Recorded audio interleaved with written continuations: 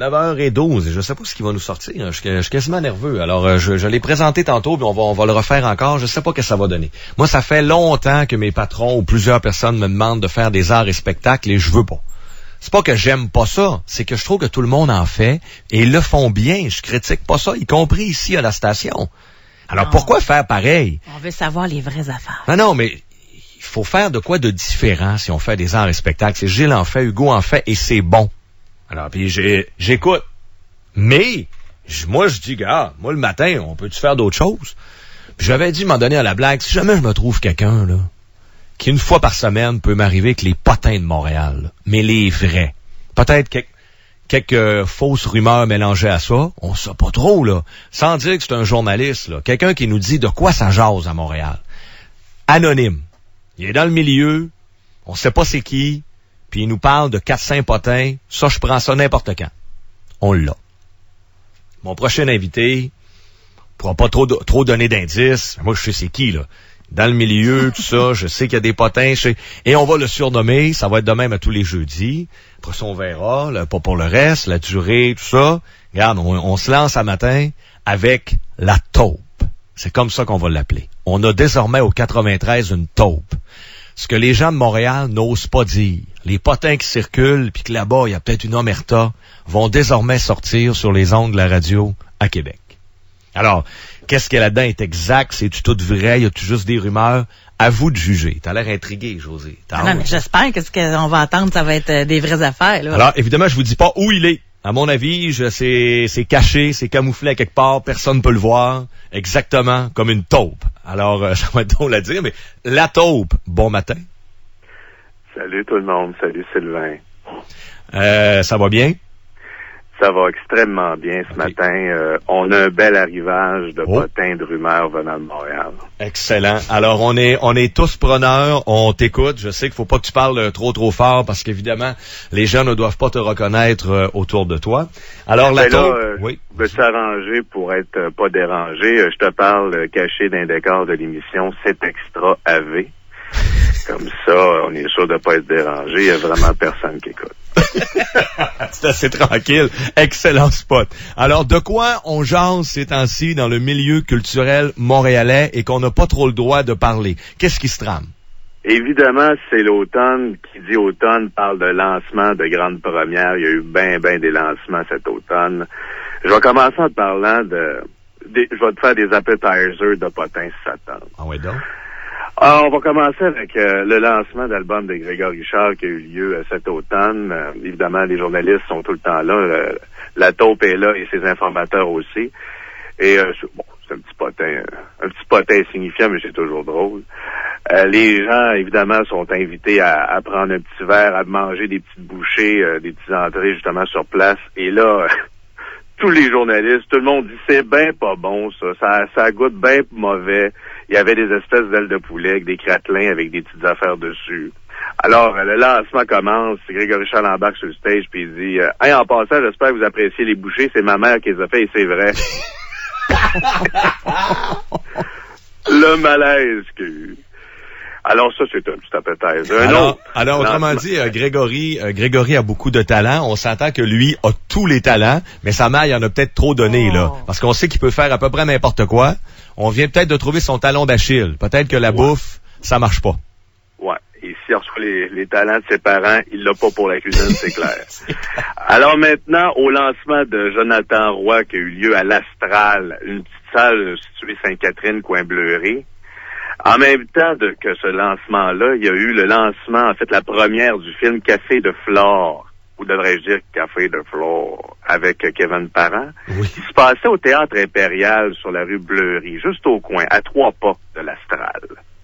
Alors, le gérant de Jonathan Roy attend toujours les journalistes pour la conférence de presse de Jonathan Roy. Personne ne se présente. Ben non, tout le monde est du côté du film Café de Flore, du côté du Théâtre Impérial. Alors, le gérant s'empresse, tu comprends, de sortir de l'Astral, marcher vers le Théâtre Impérial, va voir les journalistes qui sont tout attroupés autour du tapis rouge, attendant les artistes, puis il dit « Pourquoi vous venez pas voir mon artiste, Jonathan Roy? » Ben, il dit « Comment je te dirais ça pour te faire de la peine?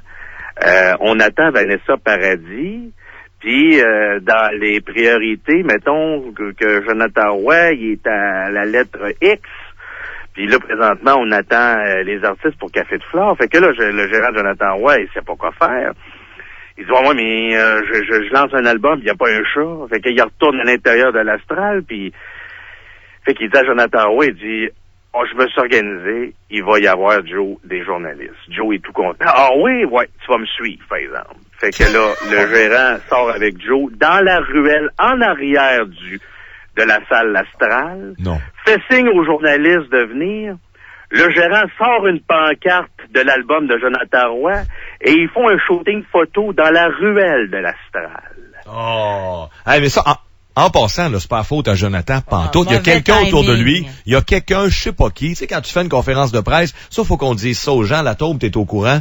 Ouais. Quand on monte une conférence de presse, la première affaire que tu t'assures, c'est qu'il n'y en a pas un autre en même temps que toi. Ça, c'est la première affaire. Si en plus l'autre est à la même heure, à un autre coin de rue à côté, puis qu'on attend Vanessa Paradis, sans rien enlever à Jonathan, t'es à Montréal, tu couvres l'actualité artistique. C'est sûr que tu vas aller à Vanessa Paradis, là. À un moment donné, tu peux pas te séparer en deux. Mais Il y a eu en malaise, quelque hein? part, je sais pas, là, au niveau des communications, regarde, ça peut arriver, mais il y a eu quelqu'un qui a pas fait sa job, là.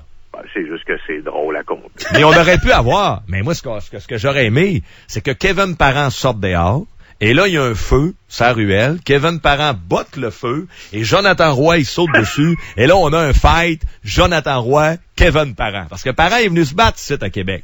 Ouais. Alors là, ça aurait pu être la revanche. Je pensais que le gérant aurait dit à Jonathan, va sauter sur Kevin Parent. Il aurait fallu que Jonathan Roy soit ontarien, mais en tout cas, ça, c'est une autre histoire. C'est bon, ça, autre petit potin. Oui, d'autres potins niaiseux du genre, il y a aussi au gala à conférence de presse des nommés au gala de la disque. Louis-José Hood prend toujours des photos avec tous les artistes nommés et il y a des photos non officielles qui se passent pendant ce temps-là, pendant le dévoilement des nommés. Et là arrive Jonathan Pinchot avec Vincent Vallière, puis toutes sortes d'artistes aux côtés de Louis-José Hood. Et s'ajoute à cette gang-là le guitariste de Caïn. Et là, t'as le photographe qui dit « Hey, excusez, on pourrait-tu savoir du monde connu? » faisant signe au gars de Caïn de sortir. Et ça, c'est très drôle. Alors, sûrement que Caïn va attirer 100 000 personnes sur les plaines au Festival d'été à la demande de Luc Plamondon l'année prochaine. Non, c'est vrai qu'on les connaît moins. On connaît les chanteurs, mais ça, dans les bandes, c'est sûr que les autres membres, bien souvent, c'est moins connu un peu. Bon, à ce temps, je vais en rafale, OK? Go, on t'écoute. Bon. Saviez-vous que Francis Cabrel, quand il a été de passage au Québec dans les dernières années, avait couché avec une musicienne de Montréal et avait gardé ses bas? C'est un fétichiste des bas. Moi, je connaissais les... Non, lui, il a gardé ses bas pendant que...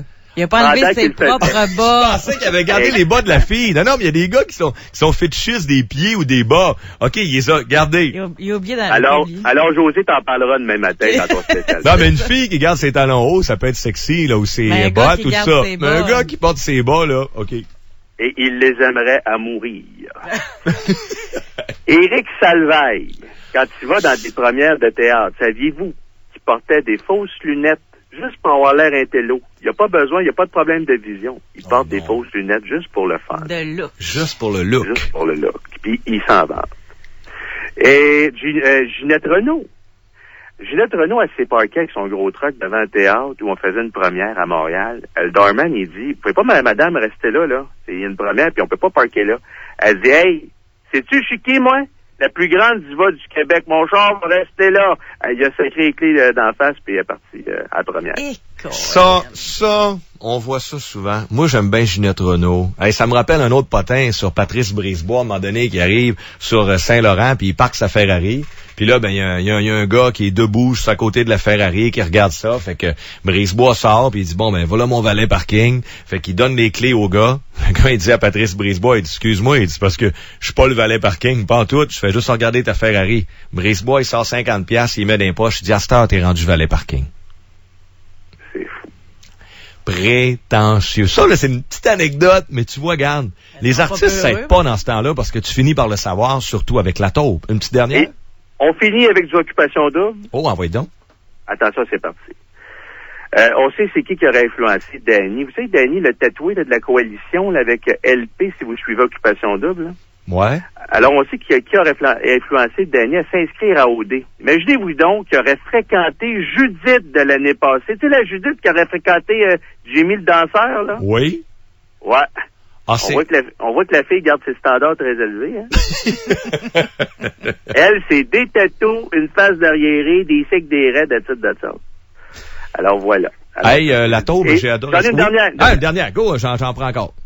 Christina. Oui. La fameuse Christina, la mystérieuse d'occupation double D, là. Oui.